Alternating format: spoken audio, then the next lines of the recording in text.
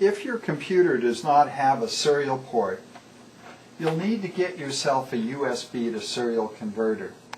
You can get this at Best Buy, Radio Shack.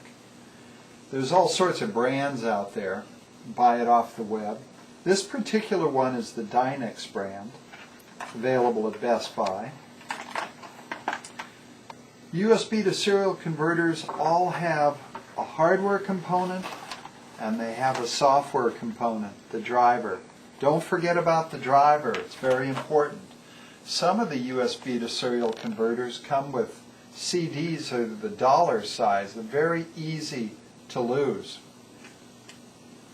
The first step is to install the USB to serial converter into a USB port. Now this particular computer does have a serial port, but we're using the USB port for demonstration purposes. Go ahead and plug it into either of my USB to serial converters, my USB ports,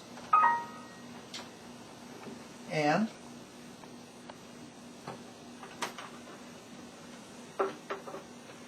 immediately you can see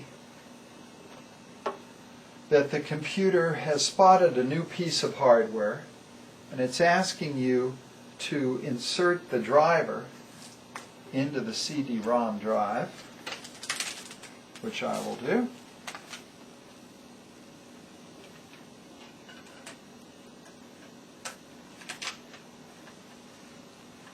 You can hear the CD-ROM drive operating, so the operating system is searching for the driver.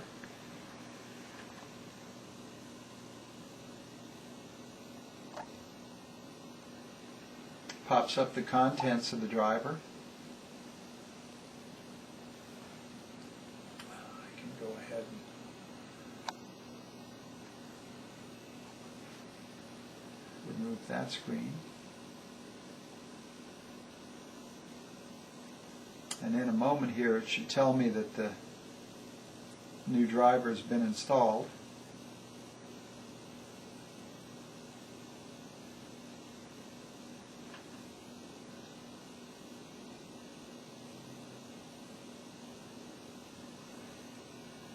Well, I don't see the screen, so let's take a quick minute and let's go to the device manager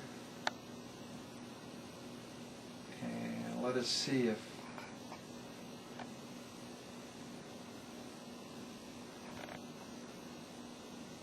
go down to ports. There's our USB to serial converter. Let's go to driver details, and let's see if it has a driver associated with it. It sure does. So it installed the driver, it just didn't bother telling us. By the way, the steps that I used in the device manager to go to the driver, those steps are described both in troubleshooting tip number 1 and troubleshooting tip number 2 videos. The difference here is that when I go to ports, instead of just a serial port, I can see that my USB to serial converter has been installed, and it's been installed in communication port number 4. So my drivers are there. It just didn't bother telling me. So I'm going to back out of this, and we can go on with our next steps. Well, our next steps include taking the cable that you get with your real-world certifier and plugging it into the converter, plugging that in right up to the boot in the real-world certifier. I just turned on the real-world certifier. The real-world certifier should come up to its Cat 5.6 screen and just rest there. I'm now going to take the CD, also that was included with the real-world certifier, and I'm going to replace the driver CD with it. And this CD has 2 programs on it. It has a README file, which is very helpful if you're having problems. But more importantly, it has the Excel spreadsheet that uses Excel's own macro language to communicate between the PC and the real-world certifier. These are the 2 programs I was talking about. There's the README file. There's the Excel spreadsheet.